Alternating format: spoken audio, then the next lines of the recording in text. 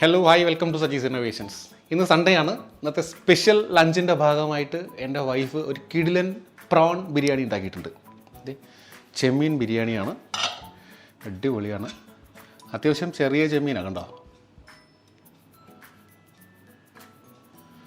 കിടിലിനായിട്ട് ഉണ്ടാക്കി വെച്ചിട്ടുണ്ട്. അപ്പോൾ ഞാനൊന്ന് കാണിക്കാൻ പോകുന്നത് ശരിക്കും ഈ പ്രോൺ ബിരിയാണിയുടെ റെസിപ്പി അല്ല, കാരണം ഓൾറെഡി ഒരു പ്രോൺ ബിരിയാണി ഞാൻ അപ്ലോഡ് ചെയ്തിട്ടുണ്ട്.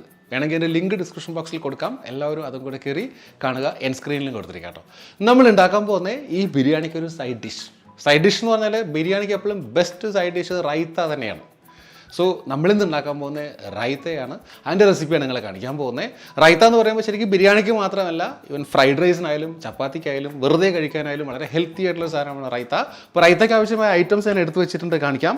ദേ കുക്കുംബർ, ഞാൻ സലാഡ് വെള്ളരി എടുത്തിരിക്കുന്നത്, നിങ്ങൾക്ക് ഏത് വെള്ളരി വേണം എടുക്കാം കേട്ടോ. ദെൻ ടൊമാറ്റോ, തക്കാളി എടുത്തിട്ടുണ്ട്, ക്യാരറ്റ് എടുത്തിട്ടുണ്ട്, ഒനിയൻ, സവാള എടുത്തിട്ടുണ്ട്, മല്ലിയില എടുത്തിട്ടുണ്ട്, തൈര്, കേട് എടുത്തിട്ടുണ്ട്, ദെൻ ഉപ്പ് എടുത്തിട്ടുണ്ട്, ഇച്ചിരി കുരുമുളക് പൊടി എടുത്തിട്ടുണ്ട്. അപ്പോൾ ഇത്രയും ഐറ്റംസ് കൊണ്ട് വളരെ ഈസി ആയിട്ട് നമുക്ക് വളരെ പെട്ടെന്ന് റൈത്ത ഉണ്ടാക്കിയെടുക്കാം. നമുക്ക് ആദ്യം ഇതിനെ നന്നായിട്ടൊന്ന് വാഷ് ചെയ്തിട്ട് കട്ട് ചെയ്തെടുക്കണം. ഓക്കെ, അപ്പോൾ ഞാൻ ഇതെല്ലാം കഴുകി വൃത്തിയാക്കി തൊലിയൊക്കെ കളഞ്ഞ് കൊണ്ടുവച്ചിട്ടുണ്ട്. ഇത് വളരെ ചെറുതായിട്ട് കട്ട് ചെയ്തെടുക്കുക. ഞാൻ എളുപ്പത്തിന് വേണ്ടി ഒരു ഗ്രേറ്റർ ഉപയോഗിക്കുന്നത് കേട്ടോ. ഗ്രേറ്ററിൻ്റെ വലിയ ഹോൾ വെച്ച് നമുക്കൊന്ന് ചെയ്ത് നോക്കാം. ഇതിന് ആദ്യം ക്യാരറ്റ് ചെയ്യാം കേട്ടോ. ഒരു കാര്യം ഞാൻ പറയാൻ പറഞ്ഞു, കുറച്ച് അധികം കാണിച്ചെങ്കിലും വളരെ കുറേശ്ശേ എടുത്തിട്ടുള്ളൂ കേട്ടോ. ഒരു വെള്ളരിയും ഒരു ക്യാരറ്റും ഒന്നും പകുതിയും ക്യാരറ്റ് എടുത്തിട്ടുണ്ട്, ഒരു തക്കാളിയൊക്കെ എടുത്തിട്ടുള്ളൂ, സവാള ഒരെണ്ണം എടുത്തിട്ടുള്ളൂ.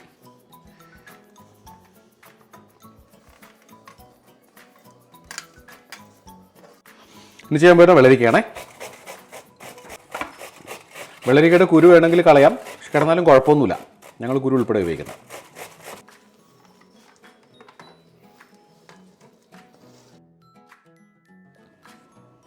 അടുത്ത് ടൊമാറ്റോ ചെയ്യുന്നത് കേട്ടോ. ടൊമാറ്റോയുടെയും കുരു വേണമെങ്കിൽ കളയാം നിങ്ങൾക്ക്. ഇനി ഫൈനലി നമ്മുടെ സവാളയാണേ.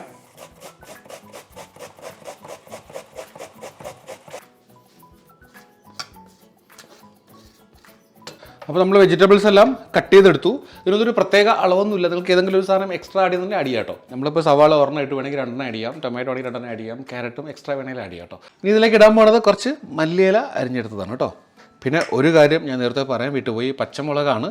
ഒരു വലിയ പച്ചമുളക് ചെറുതായിട്ട് കട്ട് ചെയ്തെടുത്തിട്ടുണ്ട്. എരിവിന് പച്ചമുളക് കൊടുക്കണം കേട്ടോ.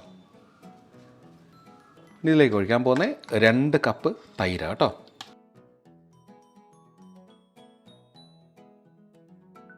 ആൻഡ് ഫൈനലി 1 ടീസ്പൂൺ കുരുമുളക് ഇടുന്നുണ്ട്. ചിലർ ഈ കുരുമുളകിന് പകരം വറുത്ത ജീരകം പൊടിച്ചിടാറുണ്ട് നോർത്ത് ഇന്ത്യൻ സ്റ്റൈലിൽ. ഞങ്ങൾ കുരുമുളകാണ് ചേർക്കുന്നത്. നല്ല ടേസ്റ്റ് ആട്ടോ കുരുമുളക് ഇട്ട് കഴിഞ്ഞാൽ. 1 ടീസ്പൂൺ ഇട്ട് കൊടുത്തിട്ടുണ്ട്.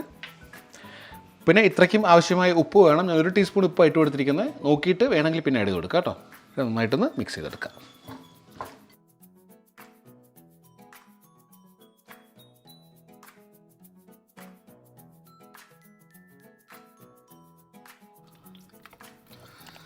അപ്പോൾ നമ്മുടെ റൈത്ത നന്നായിട്ട് മിക്സായിട്ട് അടിപൊളിയായിട്ട് ഇരിപ്പുണ്ട്. ഉപ്പ് വേണമെങ്കിൽ ടേസ്റ്റ് ചെയ്തിട്ട് ആഡ് ചെയ്ത് കൊടുക്കാം. ഞാൻ ആഡ് ചെയ്ത ഉപ്പ് കറക്റ്റ് ആയിരുന്നു. അപ്പോൾ എന്തായാലും ഇതിനൊരു സെർവിങ് പ്ലേറ്റിലേക്ക് മാറ്റിയതിനു ശേഷം നമുക്ക് നമ്മുടെ ഡൈനിങ് ടേബിളിൽ കാണാം.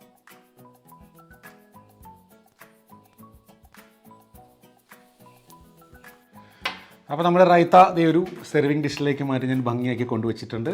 പ്ലസ് നമ്മുടെ പ്രോൺ ബിരിയാണിയും റെഡിയാണ്. അപ്പോൾ ഇത് കുറച്ച് ഞാനൊന്ന് ടേസ്റ്റ് ചെയ്ത് നോക്കാം കേട്ടോ. നല്ല കിടിലൻ ലുക്കല്ലേ നോക്കി, നല്ല കളർഫുൾ ആയിട്ടുണ്ട്. എൻ്റെ ഒരു വീക്ക്നെസ് ആട്ടോ ഈ സാധനം.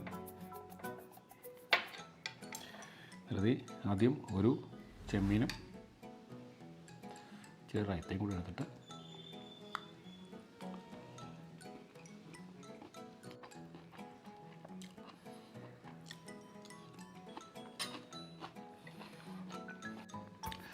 ശരിക്കും അടിപൊളിയായിട്ടുണ്ട് കേട്ടോ.